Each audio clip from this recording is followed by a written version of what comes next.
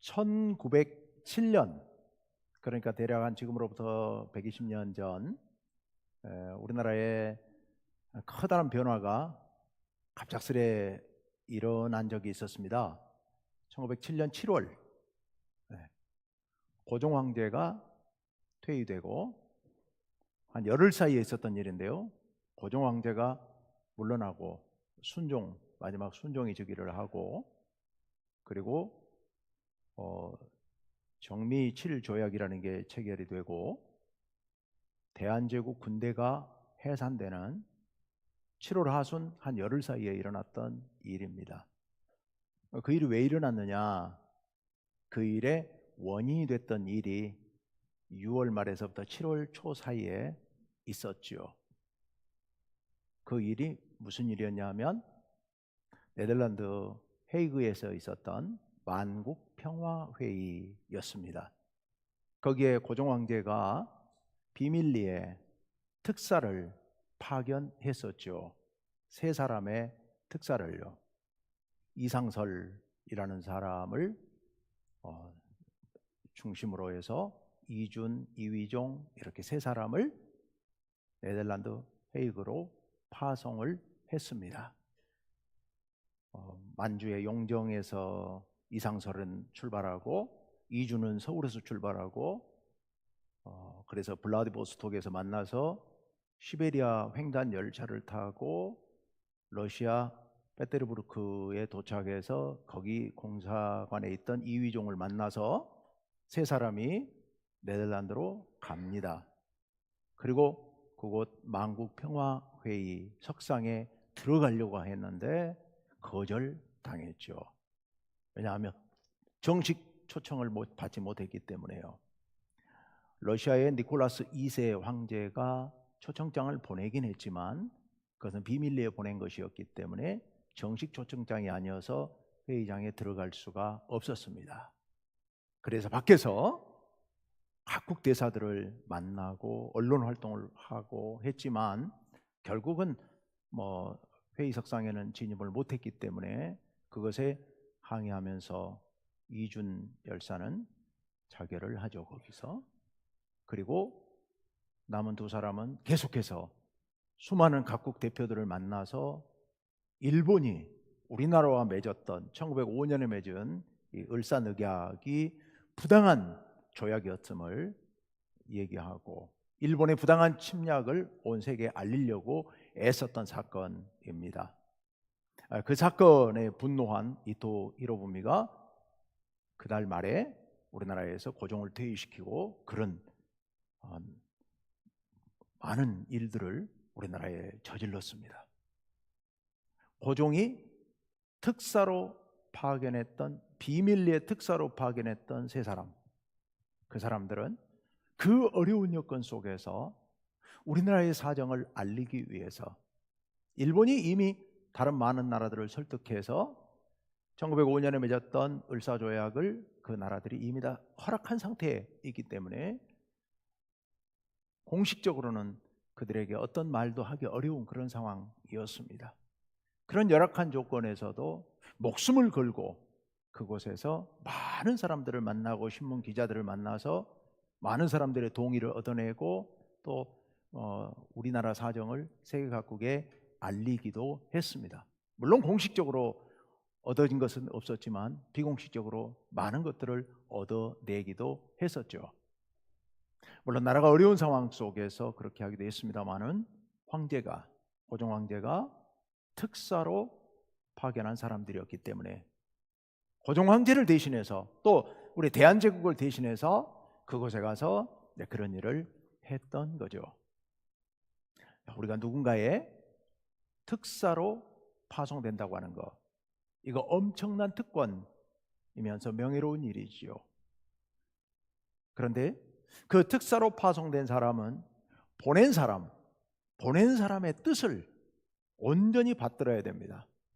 그래서 그 뜻에 따라서 온 힘을 다해서 그 일을 해야 합니다. 자기에게 주어진 모든 권한을 다 활용해서, 아니 그 권한을 뛰어넘어서 자기의 모든 능력을 다 활용해서 특사로 파송한 그분의 뜻을 이루기 위해서 힘을 쏟아야 합니다. 그런데요, 그 세 사람만 특사로 파송된 게 아닙니다. 오늘날 우리들도 특사로 파송된 사람들입니다. 우리 모두가 누구의 특사로 파송됐고 무슨 일을 하라고 파송됐고 특사에게 주어진 특권은 또 뭔가 우리가 오늘 말씀을 통해서 같이 한번 보려고 합니다. 오늘 말씀은 부활절날 있었던 그날 저녁에 있었던 사건입니다. 오늘 말씀 19절 출발하는 부분을 잠깐 봅시다. 19절 상반절입니다. 다 같이 한번 읽어보죠. 시작. 이날 곧 안식 후 첫날 저녁 때에 제자들이 유대인들을 두려워하여 모인 곳에 문들을 닫았더니 아멘. 예. 안식 후 첫날 저녁 때, 그러니까 이날 바로 예수님께서 부활하신 그날 새벽에 지금 막달라 마리아 그리고 베드로 또 예수님의 사랑하는 제자가 무덤에 다녀갔고 빈 무덤 확인했고 막달라 마리아는 예수님을 만났습니다. 그건 아침에 있었던 일이죠. 그리고 그날 저녁에 제자들이 유대인들을 두려워하여 모인 곳에 문들을 닫았다. 모든 문들을 닫았다. 이 문을 닫았다는 얘기는 문을 닫아 걸었다는 얘기입니다. 밖에서 열지 못하도록 안에서 꽁꽁 잠궈버렸다는 얘기입니다. 왜요? 유대인들을 두려워하여. 유대인들을 두려워했다는 얘기가 무슨 얘기겠습니까? 혹시라도 유대인들이 예수님처럼 자기들도 체포해서 그렇게 어려움을 당하게 될까 봐 문들을 닫아 걸어버렸다는 얘기입니다. 그런데 이 말씀을 다시 생각해 보십시오.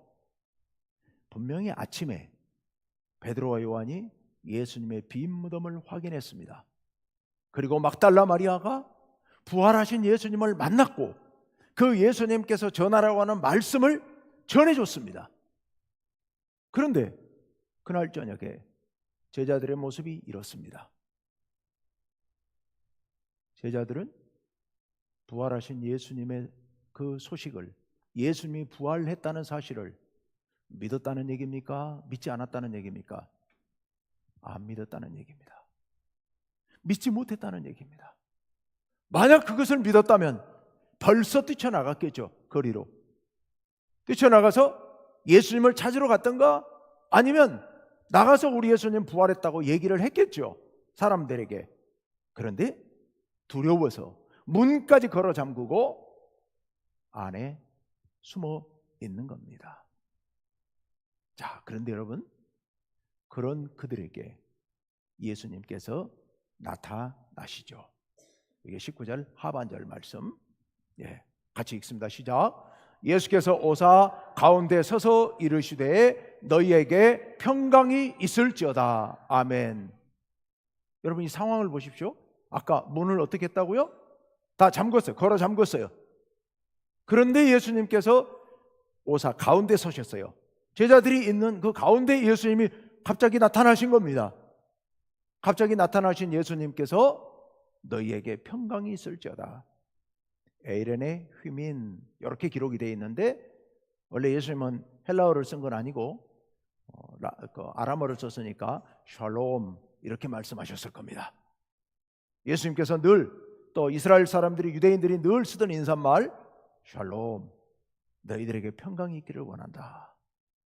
이렇게 예수님 기도를 하시는 거예요. 그렇게 축복의 인사말을 건네시는 거예요. 놀라운 일이죠. 부활하신 예수님께서 갑자기 그들 가운데 나타나셔가지고 요 인사를 하신 겁니다. 그런데요, 제자들은 지금 안 믿고 있었기 때문에 굉장히 놀랬겠지요. 그 놀라 있는 제자들을 향해서 예수님께서 한 가지 행동을 하십니다. 그 행동이 20절 말씀이죠. 20절 다 같이 시작. 이 말씀을 하시고 손과 옆구리를 보이시니 제자들이 보고 기뻐하더라. 아멘. 예수님께서 그 말씀을 하신 다음에 손과 옆구리를 들어서 보여주신 겁니다. 그 당시 옷은 저처럼 이렇게 긴 옷을 입고 있었기 때문에 걷어 올려서 보여주셨을 거예요. 손을 보여주셨을 거예요. 그랬더니 제자들이 주를 보고 기뻐했다. 이건 무슨 얘기입니까? 그래, 좋아했겠다. 뭐 그런 단순한 뜻이 아니죠. 기뻐했다는 얘기는 예수님이 부활하셨다는 사실을 믿게 되었다는 얘기잖아요. 믿게 되었습니다. 그 전에 제자들은 문을 닫아 걸고 있었습니다. 문을 닫아 걸고 있었다는 얘기는 무슨 얘기입니까? 두려워했다고 그랬습니다. 두려워했다는 얘기는 예수님의 부활을 안 믿었다는 얘기였습니다. 부활을 안 믿고 두려워서 문을 걸어 잠그고 있었으니 그들은 대단히 큰 충격 가운데서 전혀 벗어나지, 예수님 돌아가신 충격 가운데서 전혀 벗어나지 못하고 있었습니다. 그래서 그들은 슬퍼하고 있었습니다. 우울해하고 있었습니다. 어떻게 해야 될지 몰라서 혼란스러워하고 있었습니다. 큰 충격 가운데서 혼란에 빠져 있었던 그들, 어찌할 바를 몰라서 우왕좌왕하고 있었던 그들, 두려워 떨고 있었던 그들, 그런데 그들이 기뻐하고 있습니다. 기뻐하고 있습니다. 부활을 믿게 된 겁니다. 부활을 믿고 기뻐했다. 그 말은 다시 말씀드리면 그들이 갖고 있었던 우울한 마음, 어두운 마음이 다 사라졌다는 얘기입니다. 그들의 혼란이 다 사라졌다는 얘기입니다. 어두운 마음이 다 사라지고 밝은 빛이 그 마음에 비춰왔다는 얘기입니다.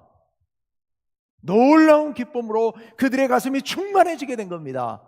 그것을 여기 기뻐했다라고 얘기하고 있는 겁니다. 그들이 기뻐했습니다. 그들의 마음에 있는 모든 어두운 부분들을 다 몰아내고, 그리고 마음 가운데서 부활을 믿는 기쁨으로 충만해져서 큰 기쁨 가운데 들어가게 된 겁니다. 자, 그런 그들을 향하여 예수님께서 한 말씀을 더 하십니다. 그 말씀이 21절 상반절이죠. 다시 한번 읽습니다. 다 같이요. 시작. 예수께서 또 이르시되 너희에게 평강이 있을지어다. 아멘. 한 번 더 하신 거예요. 지금 예수님의 두 번째 말씀이죠. 첫 번째 무슨 말씀하셨어요? 너희에게 평강이 있을지어다. 그리고 말없이 보여주신 다음에 또 뭐라고요? 너희에게 평강이 있을지어다. 두 번 연달아 예수님께서 너희에게 평강이 있을지어다. 샬롬, 샬롬 하고 예수님께서 말씀하신 거예요. 평강, 샬롬. 와, 이거 정말 우리가 이제 보통 유대인들은 인사말로 많이 씁니다. 아침에 만나면 샬롬, 안녕하세요, 이 말이나 비슷해요. 그런데 사실은 예수님께서 주시는 이 평강은 놀라운 평강. 이거 하나님 나라의 평강인 줄로 믿습니다.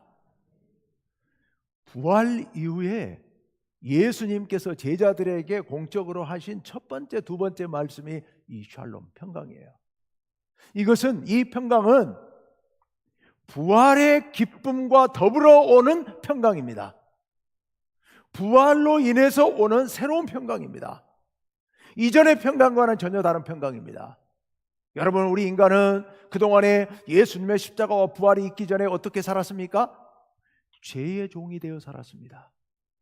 죽음이 두려워서 사탄의 종이 되어서 사탄에게 이리저리 이끄는 대로, 끌리는 대로 그렇게 끌려다니면서 죽음의 종이 되어서, 죽음의 노예가 되어서 그렇게 불쌍하게 살고 있었던 것이 우리들이었습니다.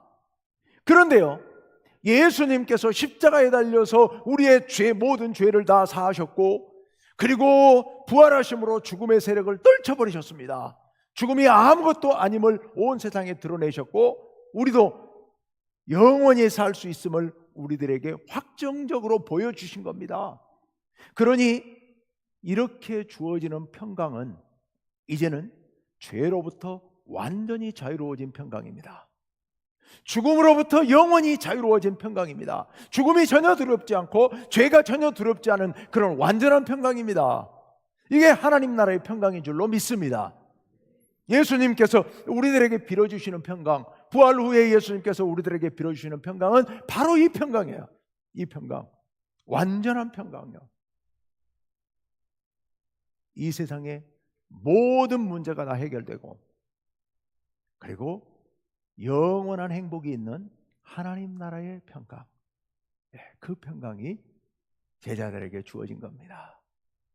제자들이 바로 앞절에 20절에서 뭐라 그랬었죠? 기뻐했다고 그랬습니다. 제자들의 이 기쁨의 근원은 바로 이 평강으로부터 오는 기쁨인 줄로 믿습니다. 우리도, 부활을 믿는 우리도 이 평강, 그리고 이 평강으로부터 솟아나오는 기쁨, 이 기쁨을 우리의 것으로 삼고 살아야 될 줄로 믿습니다. 기쁘시죠? 네. 마음이 평화로우시죠? 네. 마음만 평화로운 게 아니라 여러분의 모든 삶 자체가 통째로 다 삼평강을 누리시는 삶이 되시기를 간절히 바랍니다. 그런데요, 예수님께서 우리들에게 기쁨과 평강만 주신 게 아니고 우리들을 파송하십니다. 우리들을 특사로 파송하십니다. 우리들에게 위대한 사명을 주셔서 고종이 3명의 이씨들을 파송했던 것처럼 예수님께서 우리들을 파송하시는데요, 바로 21절 하반절에 이어지는 말씀입니다. 아까 21절 중간에 이어서 그 다음 나온 말씀이에요. 21절 하반절, 다 같이 읽습니다. 시작. 아버지께서 나를 보내신 것 같이 나도 너희를 보내노라. 아멘. 나도 너희를 보내노라. 나도 너희를 세상으로 보내노라 라는 말씀이에요. 그런데 그 앞에 누구처럼? 아버지께서 나를 보내신 것 같이 하나님 아버지께서 나를 보내셨어요. 예수님을 보내셨어요. 어디로 보내셨어요? 이 세상으로 보내셨어요. 하나님 나라에서 이 땅으로 예수님을 보내셨잖아요. 그래서 예수님께서 요한복음에 보면 여러 번 반복해서 말씀하십니다. 하나님께서 나를 보내셨다고요. 그래서 나는 나를 보내신 이의 말을 전한다고 예수님께서 수도 없이 말씀하셨습니다. 예수님은 하나님께로부터 보냄받은 분입니다. 그래서 이 땅에 오셨고 우리의 죄를 짊어지고 십자가에 돌아가셨고 그리고 부활하심으로 우리에게 부활의 소망을 주셨습니다. 그런 예수님, 그 예수님께서 이제 나도 너희를 보내노라 라고 말씀하십니다. 나도 너희를 보내노라. 여러분, 예수님께서 우리를 세상으로 보내십니다. 세상으로 보내시는데 예수님께서 이 세상으로 우리들을 보내시는데요, 그런데 그냥 보내시는 것이 아니라 아까 우리가 보았던 말씀처럼 부활의 큰 기쁨과 그리고 참 평화 가운데서 우리를 보내십니다. 우리를 보내주세요. 이 주님이 주시는 놀라운 평화를 안고 우리는 세상으로 나아갑니다. 그런데 그 고종이 파송했던 3명의 밀사가 결국 힘쓰고 애썼지만 결과적으로는 실패했죠. 결과적으로 실패했습니다. 이유가 뭘까요? 힘이 없으니까. 특사를 보내는데 특사가 무슨 힘이 있어야 가서 뭘 해보는데 나라가 힘이 없으니까 할 수 있는 게 거의 없었던 겁니다. 그 만국평화회의장에 들어갈 수도 없는 겁니다. 공식 석상에 등단해서 뭘 할 수도 없는 겁니다. 정말 안타까운 일이죠. 그래서 거기서 이준 열사가 자기 생명을 끊으면서까지도 많은 사람들에게 외쳐봤지만 결국은 실패합니다. 이유는 힘이 없으니까요. 우리 주님께서 우리를 보내십니다. 예수님께서 이 땅에 우리를 구원하시기 위해서 오셨던 것처럼 우리로 하여금 나가서 부활의 복음을 전함으로 만백성을 구원하라고, 만백성에게 복음을 전하라고 우리를 세상으로 보내십니다. 그런데 우리가 힘이 없잖아요. 우리가 힘이 없잖아요. 우리가 능력이 없잖아요. 우리가 말주변도 없잖아요. 그럼 우리 어떻게 해요? 우리도 아까 대한제국의 3명의 특사들처럼 힘없이 가서 소리만 지르다가 그냥 이대로 끝나야 되는 건가요? 그렇지 않습니다. 그렇지 않습니다. 22절 말씀에 이런 말씀이 있습니다. 다 같이 읽습니다. 시작. 이 말씀을 하시고 그들을 향하사 숨을 내쉬며 이르시되 성령을 받으라. 아멘. 마지막 한 번 더. 성령을 받으라. 예. 주님께서 내가 너희를 보낸다, 나도 너희를 보낸다 라고 말씀하신 후에 그들을 향하사 숨을 하고 내쉬면서 성령을 받으라 라고 말씀하셨습니다. 여러분, 이 숨을 내쉰다, 창세기 2장 7절 말씀에 보면 하나님께서 흙으로 사람을 빚으시죠. 그리고 그 코에 생기를 불어넣으시니 그 사람이 생명이 되었다 라고 기록하고 있습니다. 하나님께서 아담에게 불어넣어 주신 그 하나님의 생기, 하나님의 생명, 이것을 불어넣어서 그를 살려내고 그가 걸어다니게, 사람이 되게, 살아있는 생명체가 되게 그렇게 하셨던 것처럼 우리 예수님께서 죽어있던 우리들, 아무 능력 없는 우리들, 아무 힘이 없는 우리들을 향하여서 숨을 내쉽니다. 숨을 내쉬면서 성령을 받으라라고 말씀하십니다. 그래서 이후에 사도행전에 기록된 것처럼 제자들이 성령 충만하게 되자 예수님께서 그동안에 하셨던 일들, 예수님께서 가르치셨던 말씀들, 이 말씀들을 다 기억하고 그 말씀들을 깨닫고 그 가운데서 일어나서 나가서 힘있게 주의 복음을 증거하게 되죠. 예수님께서 그와 같이 우리들에게 성령을 부어 주신 겁니다. 성령을 불어넣어 주신 겁니다. 여러분, 고종이 파송한 3명의 밀사는 아무 능력이 없어 그저 그냥 비밀리에 가서 그곳에 가서 외치는 일밖에, 일본의 온갖 방해 받으면서 겨우 목소리 외치다가 끝나버리고 말았습니다. 그렇지만 우리는 그렇지 않습니다.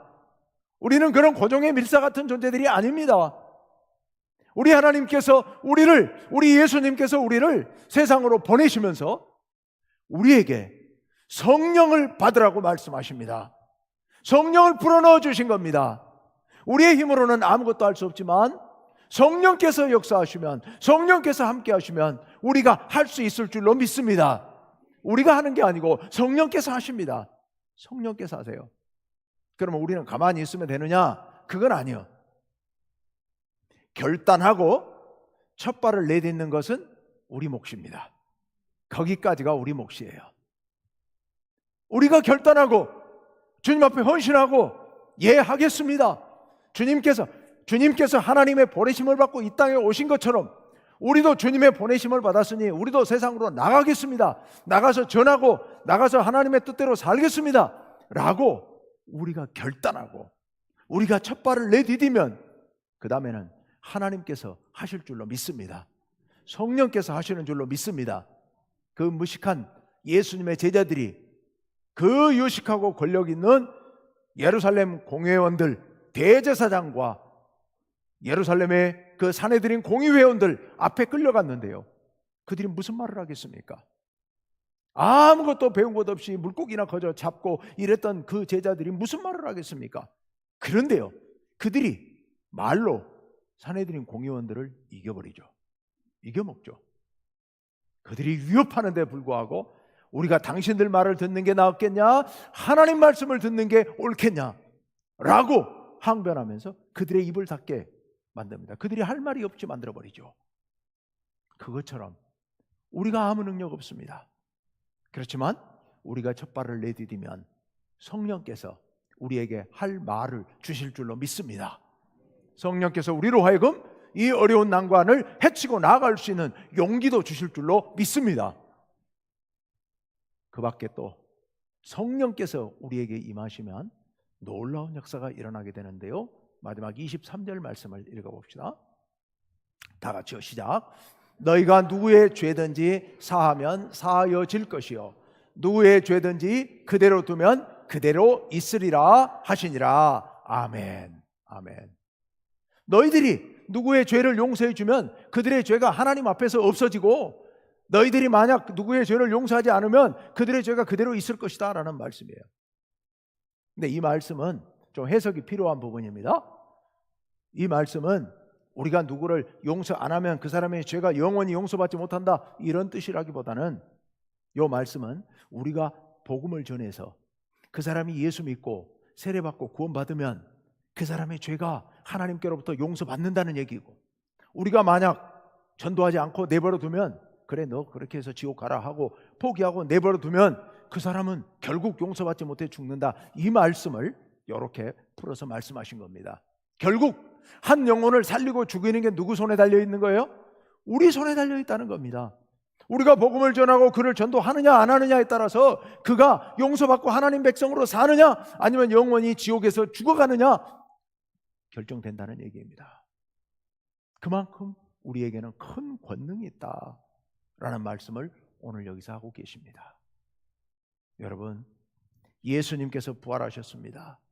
예수님께서 부활하신 것은 2000년 전에 하나님의 아들 예수님이 무덤에서 살아나가지고 하늘나라 갔다, 그때 그 일이 있었다더라, 이게 아닙니다.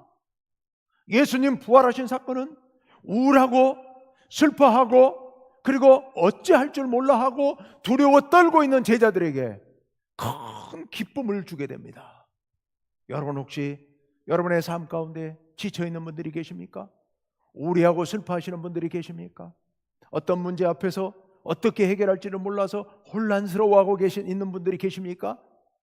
부활의 예수님께서 여러분들에게 기쁨을 주실 줄로 믿습니다. 주님께서 여러분들을 향하여 너희에게 평강이 있을지어다, 샬롬 하고 오늘 이 시간도 말씀해 주시는 줄로 믿습니다. 주님의 그 평화, 말할 수 없는 그 평화, 하나님 나라의 평화가 여러분 가운데 임하게 될 줄로 믿습니다. 여러분들이 부활을 믿으면요, 여러분들이 부활을 믿는다면 이 땅에 힘들고 지치고 슬프고 어렵고 정말 고통스럽지만, 그러나 그 어려움 가운데 여러분들이 부활을 믿고 영원한 하나님 나라의 그 참 행복한 하나님 나라를 사모하는 마음으로 기대하고 나아가면 하나님께서 여러분의 마음 가운데 있는 모든 어려운 문제들을 다 사라지게 하시고 참 평화를 주실 줄로 믿습니다. 그런 여러분을 예수님께서는 이 세상으로 파송하십니다. 하나님께서 예수님을 보내시면서 맡기셨던 그 위대한 인류 구원의 사명을 예수님께서 여러분에게 맡기셔서 여러분에게 그들의 생명을 구원할 수 있는 그런 사명을 주시고 그 일을 감당케 하십니다. 여러분이 그 사명에 아멘으로 순종하고 나아가면 성령께서 여러분 가운데 충만하게 임하셔서 여러분을 도우시고 여러분을 통하여서 위대한 역사를 이루어 주실 줄로 믿습니다. 그 성령의 인도하심을 믿고 우리는 용기 내서 결단하고 그렇게 첫 발을 내디디시면 하나님께서 여러분을 통하여서 위대한 역사를 이루어 주실 줄로 믿습니다. 부활을 믿는 여러분 되시기를 간절히 바랍니다.